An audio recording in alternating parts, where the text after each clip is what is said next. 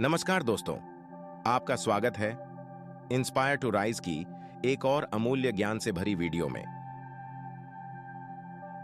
जीवन में सफलता के लिए सबसे महत्वपूर्ण बिंदु आत्मविश्वास के बारे में। दोस्तों, हर कोई चाहता है कि जीवन में वह सफल हो।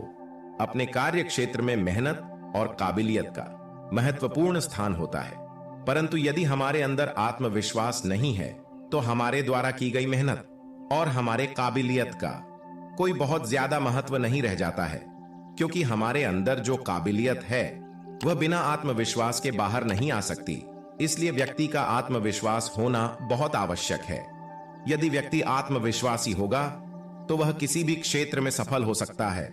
इस वीडियो में हम आत्मविश्वास को तोड़ने वाली 5 प्रमुख तथा महत्वपूर्ण आदतों का जिक्र करेंगे जिनसे हमें बचना चाहिए। एक सफल व्यक्तित्व के लिए आत्मविश्वास को तोड़ने वाली इन आदतों से हमेशा हमेशा बचना चाहिए।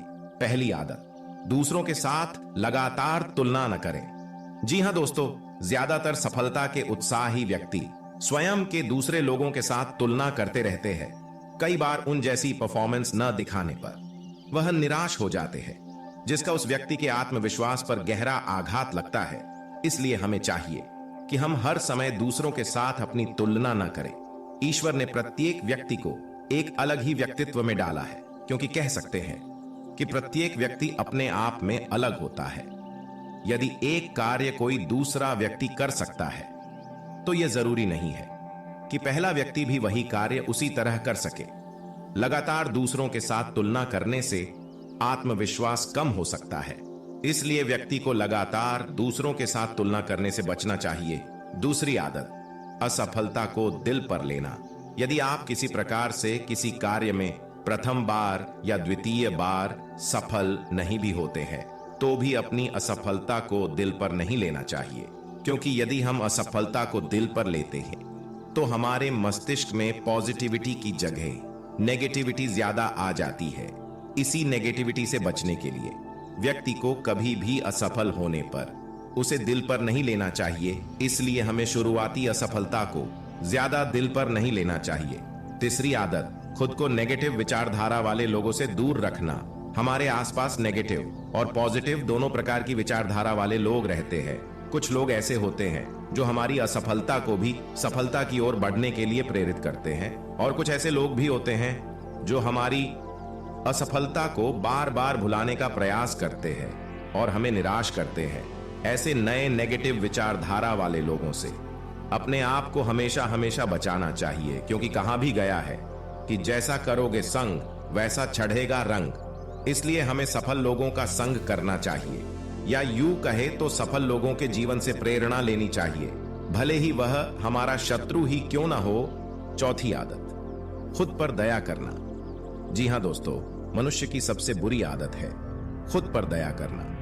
कोई भी दिव्यांग व्यक्ति अपनी दिव्यांगता पर कभी आंसू बहाते हुए नहीं देखा जाता है, क्योंकि वह जैसा भी होता है अपने आप से संतुष्ट होता है।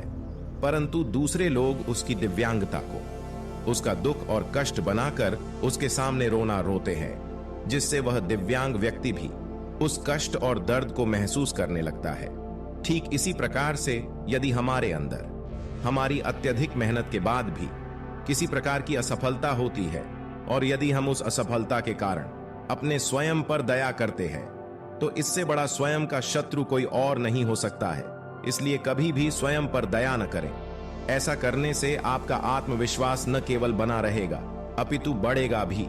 पांचवी आदत, लगातार ज्यादा सोचना। यदि हम लगातार अधिक से अधिक सोचते रहते हैं तो यह भी हमारे आत्मविश्वास में कमी ला सकता है, क्योंकि हमारे मन में 2 प्रकार के घोड़े होते हैं। एक घोड़ा सकारात्मक सोचने वाला और दूसरा घोड़ा नकारात्मक सोचने वाला। यदि हम लगातार सोचते रहते हैं तो कहीं ना कहीं हमारे मन में नकारात्मक सोचने वाले घोड़े की पावर बढ़ती है। जिस घोड़े को ज्यादा पावर मिलेगी वही अपनी तरफ हमारे मन को खींच ले जाएगा। लगातार ज्यादा सोचने से नकारात्मकता की ओर हमारा मन चला जाता है, जो कि हमारे आत्मविश्वास को कम कर सकता है। इसीलिए हमें अत्यधिक नहीं सोचना चाहिए। छठी आदत, उपलब्धियों को याद करें। जीवन में हासिल की गई उपलब्धियों को याद करें। इससे आत्मविश्वास बढ़ाने में मदद मिलेगी। व्यक्ति को एहसास होगा कि वो अपने बारे में जो भी खराब सोच रहा है वो उससे कई गुना अच्छा है। इससे उसे खुद की कीमत समझ आएगी है।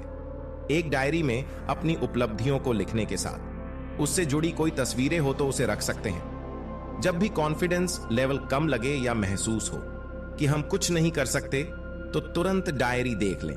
7वीं आदत, गलतियां करने से न डरे। गलतियां करना कोई गुनाह नहीं है, इसलिए गलतियां करने से घबराना नहीं चाहिए। जब व्यक्ति किसी काम को पहली बार करने की कोशिश करता है तो उसमें गलतियां होना स्वाभाविक है। इसी वजह से गलती करने से न डरे, क्योंकि व्यक्ति गलती करके ही सीखता है और आगे बढ़ता है। हाँ, एक बार हुई गलती को दोबारा न दोहराए, इससे आत्मविश्वास भी बढ़ेगा। 8वीं आदत, हमेशा गलतियों से सीखें। गलतियां करने से डरने के बजाय कोशिश करें कि गलतियों से कुछ सीखें। गलती हर किसी से होती है, लेकिन इसका अर्थ ये नहीं है कि इस बात से निराश हो जाए। इस बात का ध्यान रहे कि गलती करने के बाद लक्ष्य को हासिल करने की कोशिश को नहीं छोड़नी चाहिए। गलतियों से सीखे और आगे बढ़ने का प्रयास करें। इससे आपका आत्मविश्वास नहीं डगमगाएगा। 9वीं आदत, परफेक्शन की चाहत न रखें। परफेक्शन का मतलब यह नहीं होता है कि खुद को बेहद ज्यादा परेशान करें। ऐसा करने से अपने लक्ष्य से भटक सकते हैं। अगर आप हमेशा सोचेंगे कि हर काम परफेक्ट हो तो ऐसा नहीं हो सकता है। इससे दिमाग में टेंशन बनी रहती है और काम भी गलत हो सकता है। इसी वजह से कोशिश करें कि ज्यादा प्रेशर में रहने के बजाय आराम से काम करें। इससे काम भी सफल होगा और आत्मविश्वास भी बढ़ेगा। 11वीं आदत, सही शब्दों का चयन और बोलने की कला। सबसे जरूरी बोलने की कला सीखना है।